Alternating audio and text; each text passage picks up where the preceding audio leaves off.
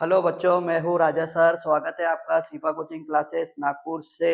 ठीक है बच्चों, आज मैं आपको डॉक्टर बनने की पूरी प्रोसेस डिटेल में बताने वाला हूँ, स्टेप बाय स्टेप बताने वाला हूँ।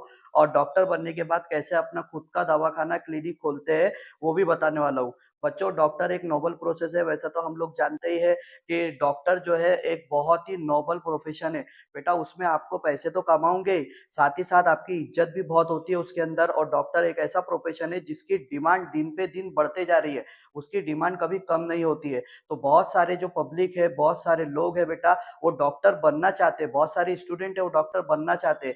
लेकिन हमारी पब्लिक में बेटा, एक नॉर्मल जो पब्लिक है जिनको ज्यादा नॉलेज नहीं है ना, तो बेटा उनके दिमाग में क्या घुसा पड़ा है कि उनके दिमाग में ये है बेटा कि डॉक्टर बनने के लिए बहुत पैसे लगते हैं। लेकिन मैं आज आपको ऐसा तरीका बता रहा हूँ जिससे 5 से 10 हजार रुपए में भी आप डॉक्टर बन सकते हो। जी हाँ, बिल्कुल सही सुना आपने। 5 से 10 हजार रुपए में भी आप डॉक्टर बन सकते हो। सिर्फ आपको उसके लिए बहुत मेहनत करनी पड़ेगी। तो उसकी वो कैसे बनते हैं उसकी मैं पूरी स्टेप बाय स्टेप प्रोसेस बता रहा हूँ, तो ध्यान से आपको सुनना है। देखिए, सबसे पहली स्टेप तो बेटा आपको 10वीं क्लास पास करना है। ठीक है, सबसे पहली स्टेप क्या है? आपको 10वीं क्लास पास करना है। 10वीं क्लास आपने पास किए, उसके बाद बेटा सेकेंड स्टेप आपको 11वीं में एडमिशन लेना है। अब 11वीं में जब अपन एडमिशन लेते हैं ना बेटा, तो 11वीं में क्या होता है, अपने पास बहुत सारे फील्ड आते हैं, जैसे कि आर्ट्स आता है, कॉमर्स आता है, साइंस आता है, बहुत सारे है। ठीक है, लेकिन उसमें क्या है बेटा, आपको केवल और केवल साइंस ही लेना पड़ेगा। साइंस लेके ही आप डॉक्टर बन सकते हो, बाकी कोई फील्ड लेके आप डॉक्टर नहीं बन सकते। तो सबसे पहले आपको 11वीं में क्या लेना है? साइंस लेना है। Okay fine. उसके बाद आपका बेटा साइंस में भी दो कैटेगरी है। एक है बेटा जनरल साइंस होती है, और एक होती है बेटा कंप्यूटर साइंस। तो कंप्यूटर साइंस आप नहीं लेना बेटा, आपको जनरल साइंस लेना है। क्यों? क्योंकि डॉक्टर बनने के लिए बेटा बायोलॉजी सब्जेक्ट का होना बहुत जरूरी है। और अगर आपने कंप्यूटर साइंस ले लिया तो आपका वो जो सब्जेक्ट है बायोलॉजी, वो ड्रॉप हो जाता है। ठीक है, फिर आप कभी डॉक्टर नहीं बन सकते। इसीलिए आपको ध्यान से जनरल साइंस लेना है। जनरल साइंस में जो है बेटा, मैथ्स, फिजिक्स, केमिस्ट्री, बायोलॉजी, ये सब्जेक्ट होते हैं। ठीक है, तो उसमें बायोलॉजी इंक्लूड होता है, तो उससे आप डॉक्टर बन सकते हो। अब आपने 11 12 ले लिया।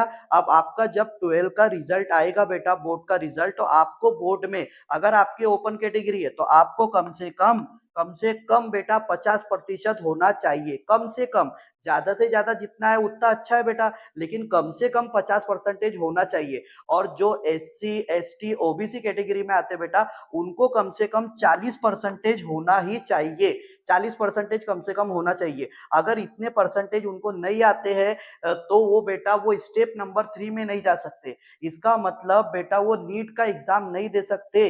अब मैं आपको नीट के एग्जाम के बारे में बताने जा रहा हूँ। पहले आपके इतने परसेंटेज आ जाना चाहिए बोर्ड में, उसके बाद आपको नीट का एग्जाम देना है। स्टेप नंबर 3 है बेटा अपना नीट यूजी। नीट यूजी मतलब बेटा नेशनल एलिजिबिलिटी इंट्रेंस टेस्ट। ये पूरा ऑल ओवर द इंडिया के लिए बेटा सेम पेपर होता है। पूरे इंडिया के बच्चे देते हैं, इसलिए बहुत ज्यादा कंपटीशन होता है। लेकिन वो अगर डॉक्टर बनना है तो हमको ये एग्जाम देना तो पड़ेगा बेटा। नीट यूजी मतलब बेटा अंडर ग्रेजुएट। यूजी मतलब होता है अंडर ग्रेजुएट, मतलब आप ग्रेजुएशन, डॉक्टरी में ग्रेजुएशन करने के लिए आप ये इंट्रेंस टेस्ट दे रहे हो। ठीक है, अब मैं इस टेस्ट के बारे में आपको बता रहा हूँ बेटा, कि ये टेस्ट में कम से कम आपकी 17 साल की उम्र होना चाहिए, जो कि नॉर्मली 12वीं करने के बाद बच्चों की 17 साल की उम्र हो ही जाती है। ठीक है, फिर बेटा 12वीं करने के बाद आप जब ये एग्जाम दोगे, तो वो एग्जाम में बेटा आपके 200 क्वेश्चन होते हैं, 200। लेकिन आपको कितने करना है? आपको टोटल 180 क्वेश्चन करना है। ठीक है, कितने क्वेश्चन करना है? 180। हर क्वेश्चन के ऊपर 4 मार्क रहने वाला है। हर क्वेश्चन के ऊपर कितने मार्क रहने वाला है? 4 मार्क। एक क्वेश्चन अगर आपका सही हुआ तो आपको 4 मार्क मिलेंगे। लेकिन याद रखना अच्छे से, अगर एक भी क्वेश्चन आपका गलत हो गया ना, तो गलत पे आपको बेटा 1 मार्क कट जाएगा। 1 मार्क क्या होगा?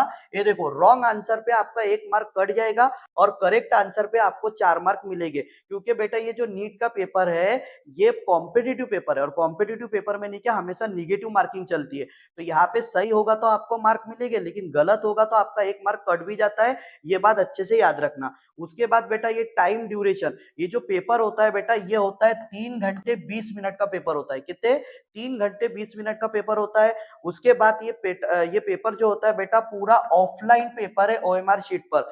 ये ऑनलाइन बिल्कुल नहीं होता है, पूरा ऑल ओवर द इंडिया में बेटा ये ऑफलाइन पेपर होता है, ठीक है। जैसे कंप्यूटर के आपने बहुत सारे कोर्सेज देखे होंगे, ऑनलाइन होता है और तुरंत ही उसमें रिजल्ट आ जाता है, तो वैसा ये पेपर नहीं है बेटा, ये बिल्कुल ऑफलाइन होगा। आपको सेंटर मिलेगा, सेंटर पे आपको जाना पड़ेगा। जिस प्रकार 10वीं 12वीं का सेंटर मिलता है वैसे इसका सेंटर मिलेगा, वहां जाना पड़ेगा। वहां जाके आपको ओएमआर शीट मिलेगी। वो ओएमआर शीट कैसे रहती है बेटा, मैं बता रहा हूँ आपके, देखिए वो ओएमआर शीट कुछ इस प्रकार की रहती है।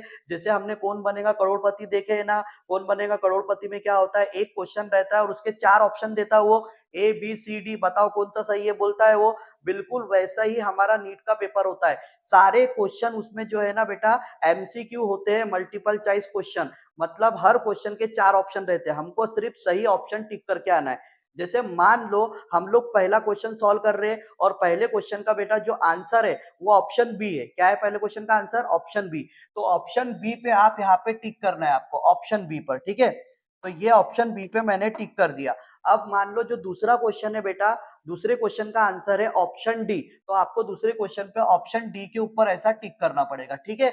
अब मान लो तीसरा जो क्वेश्चन है उसका है आंसर ऑप्शन ए, तो आपको नहीं क्या बेटा ऑप्शन ए पर ऐसा टिक करना पड़ेगा, ठीक है। इस प्रकार आपको पूरे 200 नंबर की ये ओएमआर शीट को भरना पड़ता है, ठीक है।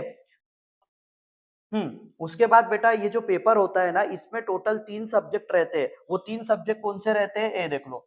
बायोलॉजी रहता है, फिजिक्स रहता है, केमिस्ट्री रहता है। बायोलॉजी के बेटा टोटल 100 क्वेश्चन रहते हैं, इसलिए मैंने आपको बोला बगैर बायोलॉजी के आप डॉक्टर नहीं बन सकते, ये बात ध्यान में रखना, ठीक है। और फिजिक्स के बेटा 50 क्वेश्चन रहते हैं उसके अंदर, केमिस्ट्री के भी 50 क्वेश्चन रहते हैं। अब एक सबसे प्यारी और सबसे अच्छी बात नीट में क्या है बेटा, ये जो है अटेम्प्ट लिमिट। अटेम्प्ट लिमिट में नो लिमिट है बेटा, नो लिमिट, कोई लिमिट नहीं है। आप जब तक चाहो तब तक ये पेपर दे सकते हो। अब मेरी बात को ध्यान से समझना, 2017 के बाद कैसा होता था बेटा, 12वीं का एग्जाम देने के बाद नहीं क्या, बच्चे लोग लगातार 3 साल तक के एग्जाम दे सकते थे, ये वाला लगातार 3 साल तक के। और अगर 3 साल में उनका नीट नहीं निकला ना, फिर वो कभी जिंदगी में एग्जाम नहीं दे सकते थे। लेकिन 2017 के बाद ये रूल बंद हो गया है, और 2017 के बाद ये रूल बना है कि कोई भी स्टूडेंट कितने भी बार नीट का एग्जाम दे सकता है। मतलब आप चौथे साल में भी दे सकते हो, 5वीं में भी दे सकते हो, 6वीं में भी दे सकते हो। तो अनलिमिटेड हो गया बेटा ये, और ये बहुत ही अच्छी बात है। तो अब बच्चे लोग क्या कर सकते हैं, वो आराम से 11वीं और 12वीं का पहले एग्जाम दे सकते हैं, आराम से दे सकते हैं। और उसके बाद बेटा ड्रॉप ले सकते हैं और आराम से नीट की पढ़ाई कर सकते हैं। ड्रॉप लेना मतलब क्या होता है बेटा, एक साल वो लोग कोई पढ़ाई नहीं करेंगे, 12वीं के बाद कोई पढ़ाई नहीं करेंगे, वो लोग सिर्फ नीट की तैयारी करेंगे। सिर्फ किसकी तैयारी करेंगे, नीट की तैयारी करेंगे। 12वीं का बोर्ड हो गया, उसके बाद वो नीट की तैयारी पूरी करेंगे, ठीक है।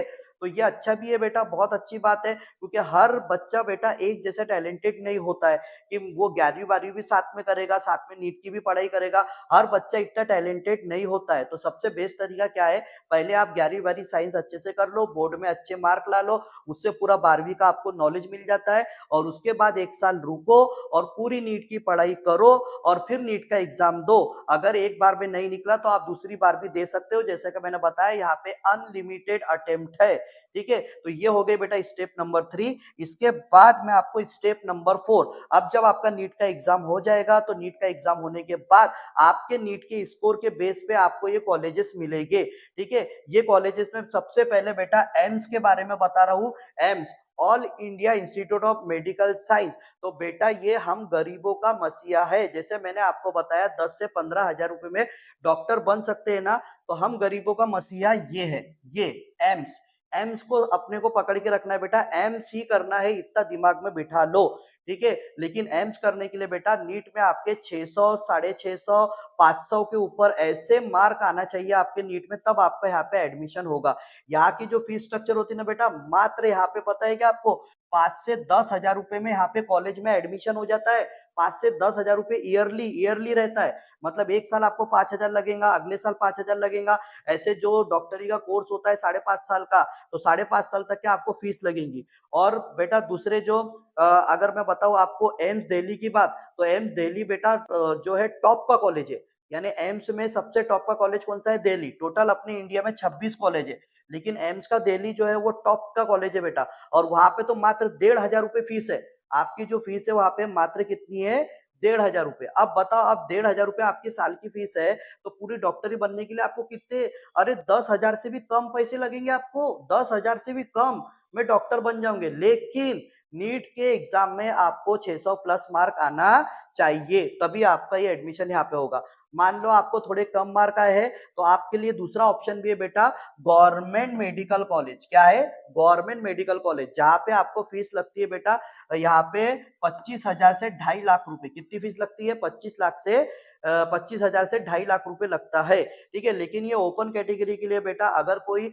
मान लो ओबीसी कैटेगरी में आता है तो उसको इसके आधे पैसे लगेंगे, और कोई एससी एसटी कैटेगरी में आता है तो उसको तो बहुत ही कम बेटा 10-15 हजार रुपए में उसका एडमिशन हो जाएगा। ठीक है, तो ये दोनों ऑप्शन अपने लिए बेस्ट है। उसके बाद अब लोग बोलते हैं डॉक्टरी बनने के लिए बहुत पैसा लगता है बेटा, तो वो इसकी वजह से बोलते हैं। ये प्राइवेट कॉलेज है ना बेटा, ये प्राइवेट कॉलेज, इसकी फीस देखो 8 लाख से तो चालू होती है, 8 लाख से चालू। अब दूसरे दूसरे जैसे जैसे कॉलेज बदलेंगे, कहीं 10 लाख, कहीं 15, कहीं 20 लाख, 25 लाख तक की इसकी फीस जाती है। इसके वजह से लोग बोलते हैं कि डॉक्टरी बहुत महंगा है। लेकिन अपने को प्राइवेट के पीछे जाना ही नहीं है, अपने को टारगेट रखना है एम्स और गवर्नमेंट मेडिकल कॉलेज। ठीक है, तो अब आपने अगर इतने मार्क ला लिए नीट में कि आपका एम्स में या गवर्नमेंट मेडिकल कॉलेज में एडमिशन हुआ, तो फिर आपके नीट के मार्क के बेसिस पे ही आपको वहां पे ब्रांचेस मिलती है। अब मैं डॉक्टरी की ब्रांचेस बता रहा हूँ, जो कि हमारी स्टेप नंबर 5 है। डॉक्टरी की ब्रांचेस बेटा कौन कौन सी है देख लो अच्छे से। अभी पहली ब्रांचेस है बेटा एमबीबीएस, ये सबसे टॉप की ब्रांच है बेटा। एमबीबीएस, ये जो मॉडर्न मॉडर्न दवाइयां होती है ना बेटा, जो हम लोग फार्मेसी से खरीद के लेके आते हैं, उसको मॉडर्न दवाइयां बोलते हैं। वो मॉडर्न दवाइये से जो इलाज करते हैं, और ये एक जनरलाइज डॉक्टर होते हैं। ये ऐसा नहीं कि ये सिर्फ हड्डियों को देखेंगे बेटा, ये जनरलाइज डॉक्टर होते हैं। ये सर्दी खांसी जुकाम, पेट दर्द, डायबिटीज, कोई भी शिकायत हो, ये सारे पेशेंट को चेक करते हैं। ठीक है, तो इसकी डिमांड बहुत ज्यादा है, इसलिए टॉप क्लास का लेवल है। ठीक है, ये 5.5 साल इसमें लगते हैं बेटा, आपको 5.5 साल लगेंगे। और 600 mark, 600 plus mark, 600 plus mark NEET में आना चाहिए, तब आपको यहाँ एडमिशन मिलेगा।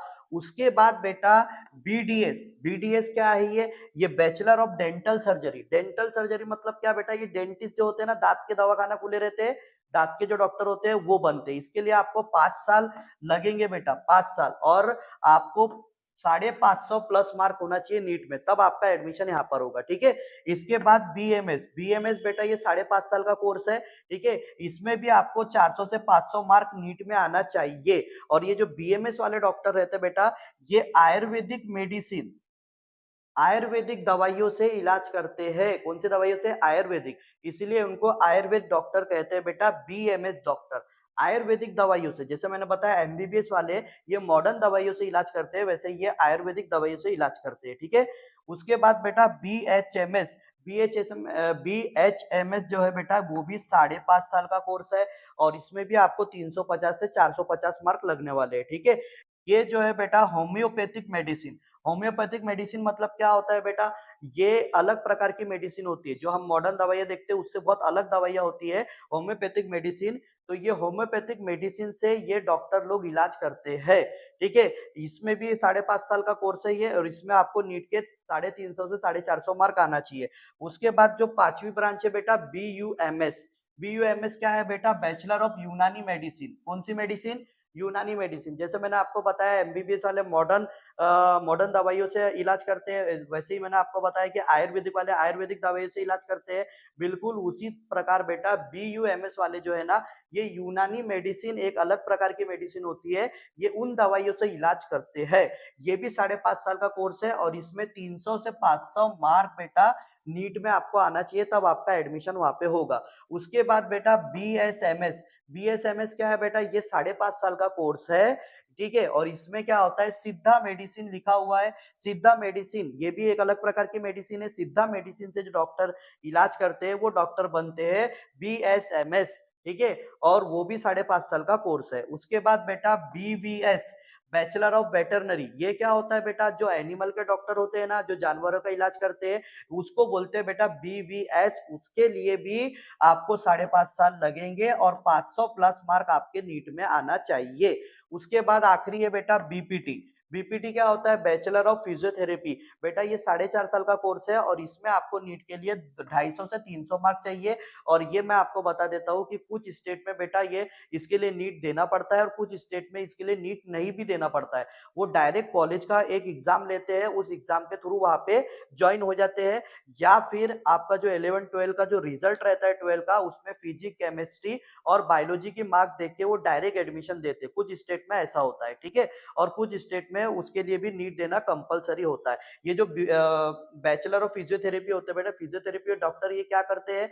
ये जो बेटा जब बड़े-बड़े ऑपरेशन किसी पेशेंट के बड़े-बड़े ऑपरेशन होते हैं, जैसे किसी का पैर टूट गया, हड्डी का ऑपरेशन हुआ है, तो ऑपरेशन होने के बाद ये डॉक्टर का रोल रहता है। ऑपरेशन होने के बाद ये डॉक्टर लोग ने क्या उनको एक्सरसाइज और योगासन वगैरह बताते हैं, जिसके थ्रू वो जल्द से जल्द रिकवर कर सकते हैं, ठीक है। तो ये वो डॉक्टर होते हैं जो योग आसन, एक्सरसाइज वगैरह बताते हैं पेशेंट को, ठीक है।